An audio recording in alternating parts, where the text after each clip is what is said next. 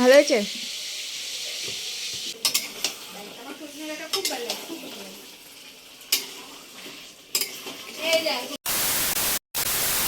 Hey guys, welcome back to our YouTube channel and Facebook page.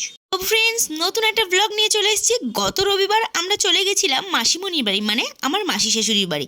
এর ভেতরে যাওয়ার আগে আমরা চলে গেলাম মায়ের দর্শন করতে, মানে মাসিমণিদের মা মনসার মন্দিরে। খুব জাগ্রত মন্দির। এখানে কদিন আগে সরস্বতী পুজো হয়েছে আর এখানে সব ঠাকুরই রয়েছে। তো মায়ের দর্শন করেই চলে গেছি কুল পাড়তে। মাসিমণির বাড়িতে কুল গাছে এত কুল হয়েছে দেখে আমি আর লোভ সামলাতে পারলাম না। হঠাৎ করে মাসিমণিদের বাড়িতে আসার একটা কারণ ছিল। মেজদি ভাই, মানে মাসিমণির মেজো মেয়ে, যে দেখতে পাচ্ছ লাঠি হাতে দাঁড়িয়ে রয়েছে কুল পাড়ার জন্য, এই দিদিভারই অপারেশন হয়েছিল। তো দিদিভাইকে দেখার জন্যই এসছি। তো প্রায় 20-25 দিন হয়েছে অপারেশন হয়েছে। তো এখন দিদিভাই সুস্থ আছে, ভালো আছে। তো দিদিভাইও আমাদের সঙ্গে কুল পাড়ার জন্য হেল্প করছিল। আর আমি কুল পেয়ে তো খাচ্ছি। আর এতটা মিষ্টি ছিল কুল, কি বলবো বন্ধুরা, জাস্ট অসাধারণ। আর ভিডিও করছিল বন্যা, তো বন্যা ওইদিকে ভিডিও করতে করতে কুল নিয়ে খাওয়া শুরু করে দিল। মেজদি ভাই ঠিকঠাক লাঠি পেলো না বলে কুল পারতে পারলো না, তাই বললো যে ঠিক আছে তোমরাই পারো। তো আমি আর দিদিভাই কুল পারছিলাম। বেসিক্যালি দিদিভাই পারছিল, আমি তো শুধু খাচ্ছিলাম। তো কুল পেয়ে এখন আমরা ডিসাইড করলাম, এত কুল যখন পেয়েছি চলো কুল মাখা খাওয়া যাক। বন্ধুরা, তোমরা দেখতেই পাচ্ছ কুল পাড়া হয়ে গেছে আর অলরেডি আমাদের বন্যা বেবি কুল আর লেবু পাতা ধুয়ে নিচ্ছে। চলো এবার কুল মাখা করা যাক। কুল ভালোভাবে ধুয়ে নিয়েছি, তারপরে আমি নোড়া দিয়ে কুলগুলো সব থেতো করে নিচ্ছিলাম। থেতো করা কুলে অ্যাড করেছিলাম লঙ্কা গুঁড়ো, কাঁচা লঙ্কা, ধনে পাতা, নুন, লেবু পাতা দিয়ে ভালোভাবে মেখে নিলাম। তো কুল মাখা আমাদের রেডি। আর তখন যে শুধু গাছ থেকে কুল খাচ্ছিলাম, তো কুলের আঁটি তো মুখে রয়েছে। আর কুলের দিনে কুলের আঁটি এরকম ছোটোবেলা কতক্ষণ যে মুখে রেখে দিতাম ধারণার বাইরে। এখনও সেরকম, কুল খেলে মুখে আঁটি থাকবেই। তো আমাদের কুল মাখা রেডি, আর শুধু কুল মাখা খাওয়ার অপেক্ষা মাত্র। চলো সবাই মিলে কুল মাখা খাই। বন্ধুরা, তোমরা কিন্তু কমেন্ট করতে ভুলো না যে কারা কারা কুল মাখা খেতে পছন্দ করো। বাবন বলছিল আমিও কুল মাখা খাবো, তা ওর জন্য বেছে বেছে কাঁচা কাঁচা কুল দেখে নিয়ে গেলাম, কেন পাকাটা ওর অতটা পছন্দ না। তাই বললাম ঠিক আছে নাও, তোমাকে দিলাম। আর এদিকে রিজু ফোন খুঁজছে, ওর ফোন কোথায় রয়েছে। তো ফোন কোথায় রেখেছে দেখো, সোফার নিচে। কাকাইকে বলছে কাকাই তুমি নাবো, সরো দেখি। আমরা তো দেখে হাসছি, ভগবান ওই সোফার নিচে ফোন লুকিয়ে রাখে। রিজুর যা বুদ্ধি, ওর বুদ্ধিতে আমরা সবাই ছোট, ওর বুদ্ধির জায়গায় আমরা সবাই হার মানব। এবার ও দেখেছে কুরকুরে, বলছে আমি কুরকুরে খাবো, আমি নেই। আচ্ছা হ্যাঁ খা। তারপরে ওর একটা জিনিস খুব ভালো, যে কোনো জিনিস নেবে ও কিন্তু আগে এক্সপায়ারি ডেট চেক করবে।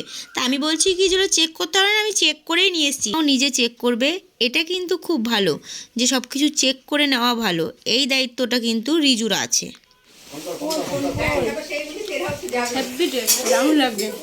আমি লাল লাল দেখে নেব। খাচ্ছি তুই খা, দেখ কেমন লাগে, কেমন মেখেছি।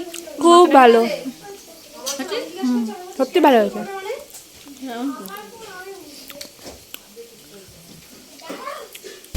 মনিদের বাড়িতে এসে শুধু আমি ছোটাছুটি করছি। কুল মাখা তো খাওয়া হয়ে গেছে, এবার চলে গেছি ফুল পাড়তে। তো দিদিভাইকে খুঁজি, দিদিভাইকে আমি এখানেই দেখলাম যে ফুল পাড়ছিল। তারপর দিদিভাইকে দেখতে পেলাম, দিদিভাই পুকুর পাড়ে ফুল পাড়ছে। যেই ফুলের ডালগুলো একদম পুকুরের সঙ্গে নুয়ে গেছিলো ওই ফুলগুলি পাড়ছে। সজনে গাছে প্রচুর ফুল ফুটেছে, আর সজনে ফুলের পকোড়া বা বড়া বলো আমার খুব ভালো লাগে। তোমাদের কার কার ভালো লাগে অবশ্যই কিন্তু বলো। এডিটিং করতে করতে মনটা একটু খারাপ লাগছিল। গত রবিবারও গাছটা থেকে ফুল পেড়ে নিয়ে আসলাম, আর গত মঙ্গলবার গাছটা ঝড়ে পুরো ভেঙে গেছে, পুরো কিচ্ছু নেই, পুরো ভেঙে গেছে। আসলে গাছটার গোড়ার দিকটায় পোকা হয়ে গেছিলো, তাই তো কি আর করা যাবে। আর এই দিকে রান্না চলছে সানডে স্পেশাল চিকেন কষা, তাও আবার রান্না করছে কিন্তু মেজদা ভাই। চিকেন কষাটার কালারটা দেখে পুরো জিভে জল চলে আসছে, দেখেই মনে হচ্ছে যে খুব টেস্টি হবে। আর আমি বন্যাকে বললাম চল পুকুর পাড়ের দিকে একটু ঘুরে আসি। আমাদের ফেভারিট প্লেস ঝাপ পুকুর, মানে পুকুর পাড়ে, মাসিমণিদের বাড়ি পুকুর পাড়। এখানে আসলে আমরা সবাই মিলে বসে গল্প করব, আড্ডা দেবো, রিলস বানাবো। এই যে আমাদের বসার জায়গা বকুলতলায়। এখন একটু রোদ, বিকেল বিকেল পড়লে রোদটা কম থাকে। এটা মাঠ আগে, হ্যাঁ এটা মাঠ। আর পুকুরের জলটা আগে আরও পরিষ্কার ছিল, সবাই স্নান টান করতো, কিন্তু এখন আর স্নান করা যায় না। বহু বছর আগে স্নান করতো। হ্যাঁ, এখন শুধু পুকুরে হাঁসরাই স্নান করে, আমরা আর স্নান করতে পারবো না। এদিকে দেখো আমার বরের কাণ্ড। মেজদা ভাই ওকে চিকেন কষা খেতে দিয়েছে, সেটা নিয়ে ও পুকুর পাড়ে চলে এসেছে। চিকেন কষাটা জাস্ট অসাধারণ ছিল, অসাম ছিল, দুর্দান্ত খেতে হয়েছিল। তো মেজদা ভাই সত্যি চিকেন কষাটা কিন্তু দারুণ হয়েছে। আর বাবন বলছে উফ এত টেস্টি, এর ভাগ দেওয়া যাবে না। আমি বলছি কেন, আমাকে একটু দাও, আর একটু খাবো, হ্যাংলার মতো চাইছিলাম। আর এদিকে আমাদের সোনা আসছিল, আমি ভিডিও করছিলাম, সোনা বলছে না মুখ ঢেকে রেখেছে। সোনা গেছিলো ডাক্তার দেখাতে, ডাক্তার দেখে চলে এসছে।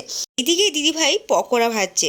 রান্না তো অনেকক্ষণ আগেই হয়ে গেছিলো, কিন্তু খাওয়ার আগে গরমা গরম পকোড়ার স্বাদটা জাস্ট অতুলনীয়। তার জন্যই দিদিভাই বলছে খাওয়ার আগেই এই জন্য ভাজছিলাম। তো দিদিভাই বলছে কি আমার ভিডিও করতো না। আমি বলছি কেন করবো না, তুমি কি বন্যার মতো নাকি? বন্যা যেমন ক্যামেরার পেছনেই থাকে, সামনে আসে না। পকোড়া ভাজতে ভাজতে বন্যাকে নিয়ে এইভাবেই আমরা টাং খিচাই করছিলাম। এইদিকে বাচ্চাগুলোকে খেতে বসিয়ে দেওয়া হয়েছে, তার সাথে মাসিমণিকেও বসিয়ে দেওয়া হয়েছে। তো মেজদি ভাইয়ের ওষুধ চলছে, তাই টাইম মতো খাওয়াটা খুবই দরকার।